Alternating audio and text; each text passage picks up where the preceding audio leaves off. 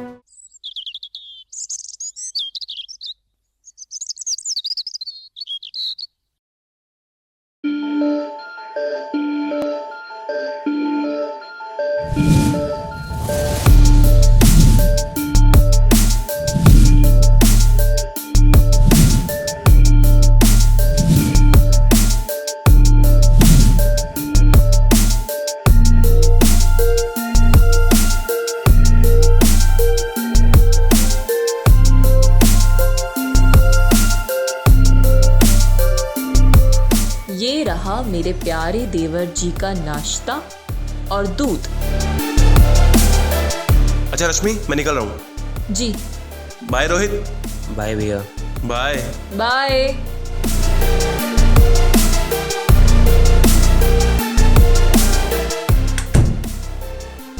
क्या हुआ देवर जी?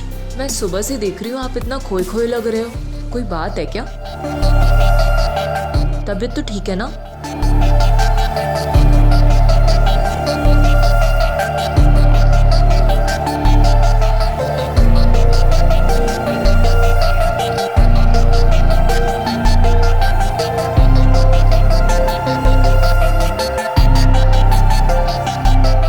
ऐसे क्या देख रहे हो?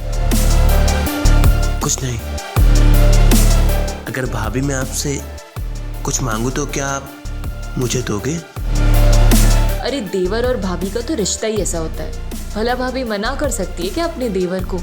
बोलो क्या चाहिए तुम्हें?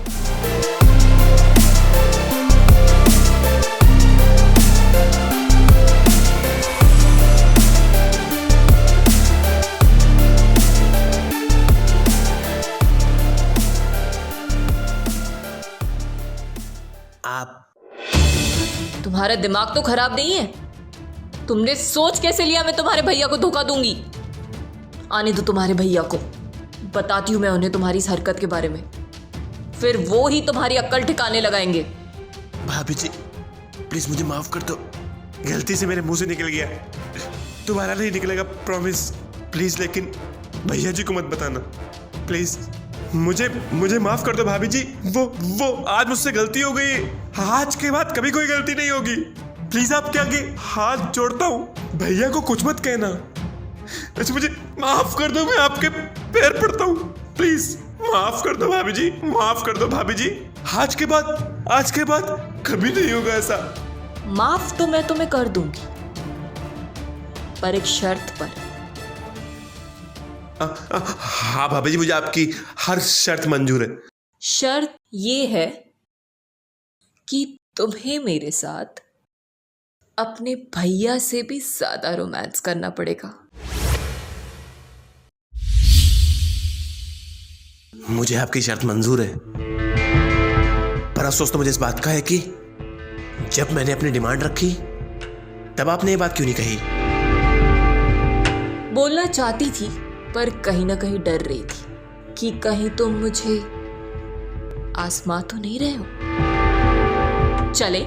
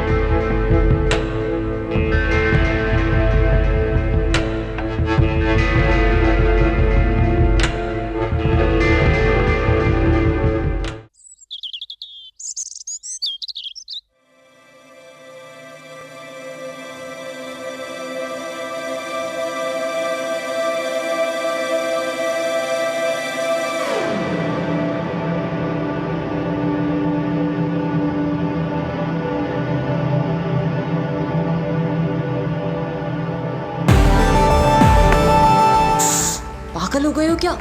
अरे भैया घर पर है, देख लेंगे तो आफत हो जाएगी। भैया बाथरूम में, जब तक वो आएंगे ना तब तक हमारा एक राउंड भी हो जाएगा यार।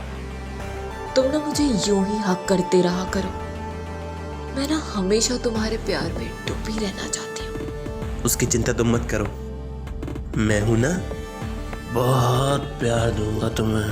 रश्मि, जी आई। तुम्हारे भैया घर पर है ना, तो मेरे आसपास भी आने की हिम्मत मत करना।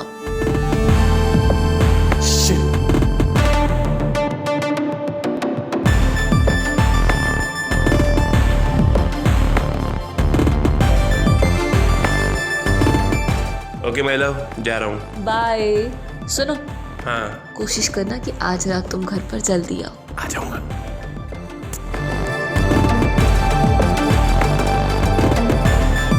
बाय। बाय।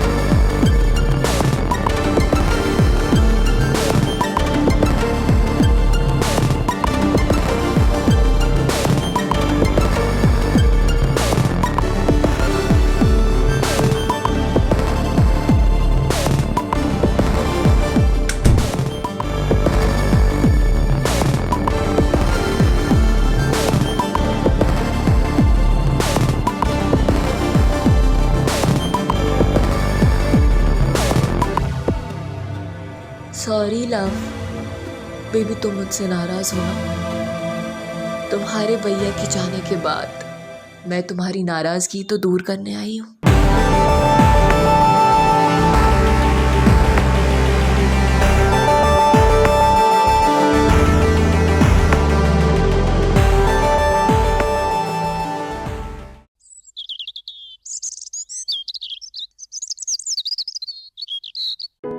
नहीं यार, ये 31 में अपने भैया और भाभी के साथ में सेलिब्रेट कर रहा हूँ।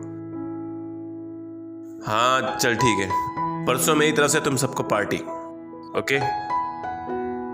अच्छा, एक अर्जेंट काम याद आ गया मुझे, करता हूँ तुझसे बात।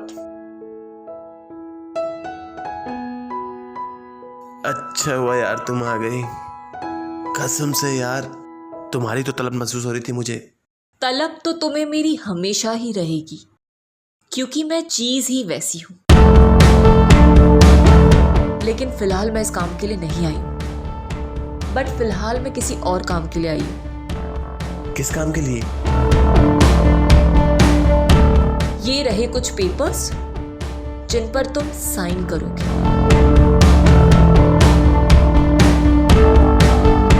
ये किस चीज के पेपर्स हैं?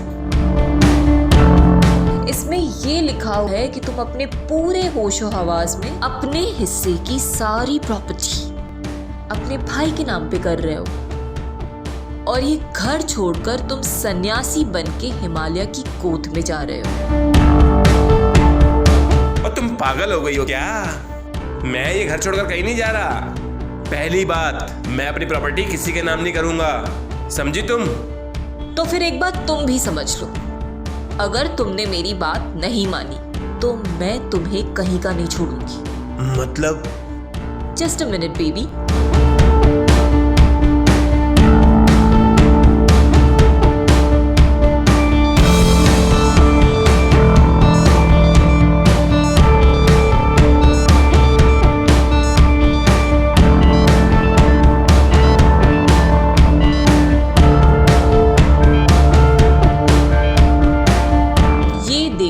वीडियो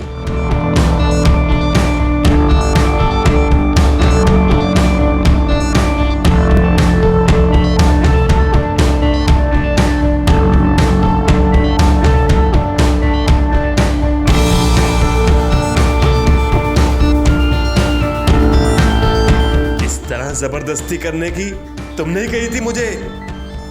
हाँ, मैंने ही कहा था ताकि मैं तुम्हारा वीडियो बना सकूं। और अगर तुम मेरी बात नहीं मानोगे तो इस वीडियो की बदौलत मैं तुम्हें रेप केस के जुर्म में उम्र कैद के लिए अंदर करवा दूंगी। तुम्हारी भलाई इसमें ही है कि तुम चुपचाप इन पेपर्स पे साइन कर दो, वरना सारी उम्र जेल में तड़पने के लिए तैयार रहना। हरामजादी, जेल में तो मैं तभी सड़ूंगा जब तू जिंदा बचेगी। आज मैं तुझे जिंदा मार दूंगा, समझी तू? तुझे क्या लगता है मुझे मारने से तू बच जाएगा? बिल्कुल नहीं बचेगा, क्योंकि तेरी ये जो जबरदस्ती वाला वीडियो है ना, वो तेरे भाई के मोबाइल में भी है। भैया के मोबाइल में? हाँ, क्योंकि तेरे हिस्से की सारी प्रॉपर्टी हासिल करने का प्लान तो तेरे भाई का ही था। भैया? इंतजार तो बस यही था कि तुझे जाल में फंसाने का, और किस्मत से तुम तो खुद ब खुद जाल में फंस गए।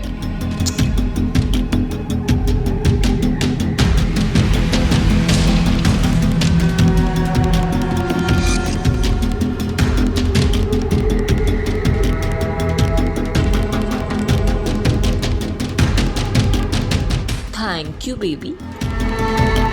पेन?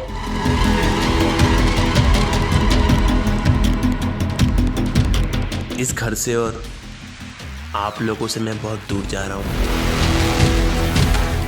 ये पेपर्स भैया को देते वक्त सिर्फ इतना कह देना कि अगर उन्होंने मुझसे सामने से प्रॉपर्टी मांगी होती तो मैं हंसते हंसते दे देता, लेकिन आज मैं उनका सच जानकर पूरी तरह से टूट गया हूं यार।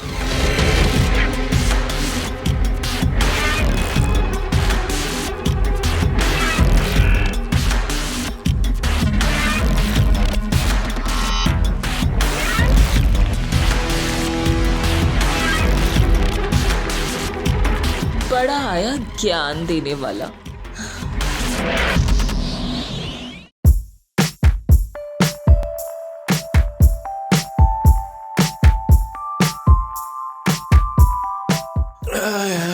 आज बहुत काम था ऑफिस में।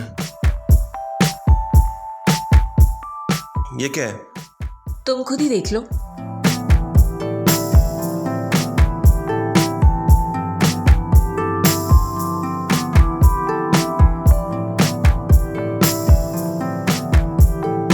ये तो प्रॉपर्टी के पेपर्स हैं जो रोहित ने मेरे नाम करे हुए हैं। उसने किए नहीं, मैंने करवाए हैं। मैं कुछ समझा नहीं। मैं समझाती हूँ। मेरी भोले सनम, दुनिया ना कभी भी रिश्तों की इज्जत नहीं करती है, करती है तो पैसों की। तो जिसके पास सबसे ज्यादा पैसा होता है ना, दुनिया उसी की इज्जत करती है। तो जिसके पास जितना ज्यादा पैसा उसकी उतनी इज्जत। तो इस दुनिया और संसार में तुम्हारी इज्जत बढ़ाने के लिए और यही सोच के मैंने बड़े प्यार से रोहित को अपने शीशे के जाल में फंसाया और नतीजा तुम्हारे सामने है। रोहित है कहाँ? अरे प्रॉपर्टी साइन करने के बाद कहकर गया था कि मैं ये घर छोड़कर जा रहा हूँ, ये दुनिया छोड़कर जा रहा हूँ शांति और सुकून की तलाश में। सुकून और शांति की तलाश में?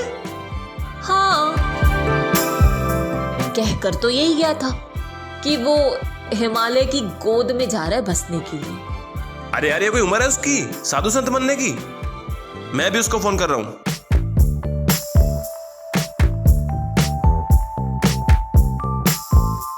शिट, उसका फोन भी ऑफ आ रहा है। अब क्या होगा? अरे होगा वही जो हर पैसे वाले के साथ होता है, ऐश हो आराम की जिंदगी, ना कोई बंदिश, बस जिंदगी जीने का मजा। और क्या? जो तुम ये खुली आंखों से सपना देख रही हो ना, कभी साकार नहीं होने वाला है। मतलब ये कि पिताजी के आखिरी सांस लेने के समय मेरे कहने पर उन्होंने कुछ प्रॉपर्टी के पेपर इस तरह से बनवाए थे कि हम दोनों भाई एक दूसरे को नुकसान ना पहुंचा पाए। जैसे अगर किसी प्लान के चलते या किसी धोखे के चलते हम दोनों भाइयों ने एक दूसरे के ऊपर कुछ भी ऐसा किया, प्लान करा या धोखाधड़ी करी, तो प्रॉपर्टी ऑटोमेटिकली किसी और फ्रेंड के नाम चली जाएगी और हम दोनों भाइयों के पास प्रॉपर्टी के नाम पर एक फूटी कौड़ी भी नहीं बचेगी। और ऐसा पिताजी ने मेरे कहने पर करवाया था। वसीयत कुछ इस तरह से बनी है और ये बात रोहित अच्छे से जानता है। इसलिए वो चाहकर भी अपनी प्रॉपर्टी मेरे नाम नहीं कर पाएगा। अब सच सच बताओ, तुमने रोहित के साथ ऐसा क्या किया जो उसने प्रॉपर्टी के पेपर साइन कर दिए? मैंने कुछ नहीं किया। मैं तो बस क्या? पर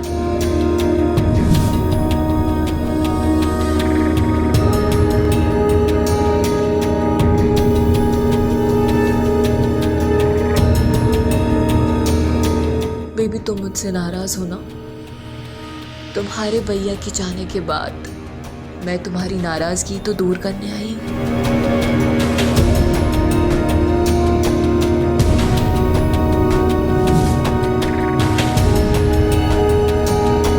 तुमने अपने इस हुस्न का इस्तेमाल करके मेरे भाई की प्रॉपर्टी मेरे नाम करवा दी। मैंने जो भी किया हमारे आने वाले कल को बेहतर बनाने के लिए किया। और प्रॉपर्टी के चक्कर में तुम इतना गिर गई कि तुमने मुझसे धोखाधड़ी कर दी। थू है तुम पे रोशनी। मुझे अफसोस इस बात का नहीं है कि तुमने मुझे धोखा दिया, बल्कि खुशी इस बात की है कि मैंने पिताजी से बोलकर ऐसी वसीयत बनवाई। उसी सोच की वजह से मेरे और मेरे भाई के बीच में कभी नफरत की दीवार खड़ी नहीं हुई। तुमने भले ही मुझे फायदा पहुंचाने,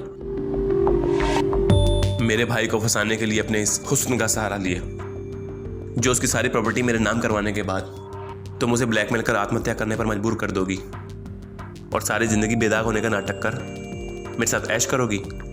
पर अफसोस, तुम्हारा यह सपना कभी साकार नहीं होगा। तो रोशनी, तुम्हारी जानकारी के लिए मैं बता दूं, पहली बात, मेरे भाई को प्रॉपर्टी की सारी जानकारी होने की वजह से वो आत्महत्या कभी नहीं करेगा। और अगर अपराध बोध के चलते वो ऐसा कोई कदम उठा लेता है तो हम दोनों की सारी प्रॉपर्टी किसी ऑर्फन्स के नाम ट्रांसफर हो जाएगी। और इस बात का मुझे जरा भी अफसोस नहीं होगा, क्योंकि मेरी जिंदगी की सारी दौलत मेरा छोटा भाई है, और अगर वो है तो सब है, वो नहीं तो कुछ भी नहीं। और दूसरी बात ये है, जो तुमने मेरे भाई को फंसाने के लिए खेल खेला है, उसके बदले सारी जिंदगी तुम्हें सलाखों के पीछे बितानी पड़ेगी, क्योंकि तुम्हारे जैसी औरतें प्रॉपर्टी के चक्कर में किसी भाइयों को अलग न करा सके। तुम्हें दी हुई सजा बाकी औरतों के लिए एक सबक होगा। नहीं। Hello police station, Raghunath Singh बात कर रहा हूं।